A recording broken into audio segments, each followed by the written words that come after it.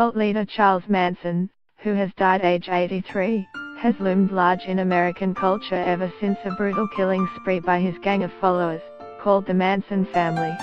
9 people, including actress Sharon Tate, the wife of director Roman Polanski, were killed in the summer of 1969. Manson once dreamed of stardom, and he assembled a drug-fueled apocalyptic cult along the way. Like a 20th century Jack the Ripper, his name evokes a legendary tale of violence that has inspired writers, filmmakers and others for decades. Here is a look at Manson's ties to pop culture before the killing spree and the Manson family's endurance in the public imagination since. Dreams of stardom. Manson wanted to be a rock star, and 1 year before the killing spree the family briefly lived in the home of Dennis Wilson, the drummer for the Beach Boys. Manson hoped to parlay that friendship into a record deal, but their relationship soured and a music career never materialized. Years after the murders, he did end up releasing 2 albums from prison, Lie and Live at San Quentin. American rock bands Guns N' Roses and Marilyn Manson, whose stage name was in part inspired by Manson, recorded songs he wrote. Get the latest news and updates emailed straight to your inbox. By submitting your email you are agreeing to Fairfax Media's terms and conditions and privacy policy.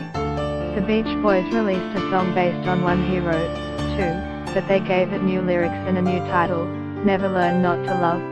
Manson's version had been called Cease to Exist. Pop music was also the medium through which Manson believed he was being sent secret messages about an apocalyptic race war whose arrival could be hastened by murder.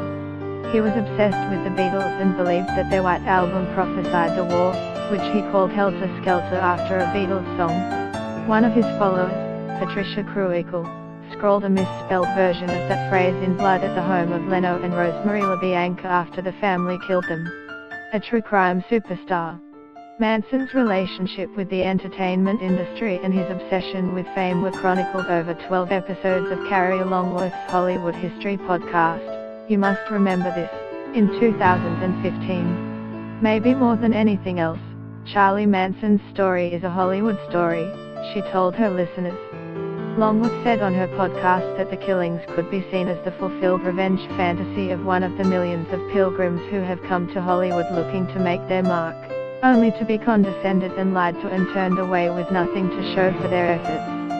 That podcast is just a recent entry in the deep subgenre of true crime work devoted to the Manson family. There have been a fleet of books and made-for-TV movies based on the killings, as well as an NBC series, Aquarius, starring David Duchovny. The family has also been portrayed in a 1990 Lincoln Center opera and a 2014 musical in Germany. One of the first books about the Tate LaBianca murders was The Family, a 1971 account of the events that led up to the killings, written by the poet and activist Ed Sanders.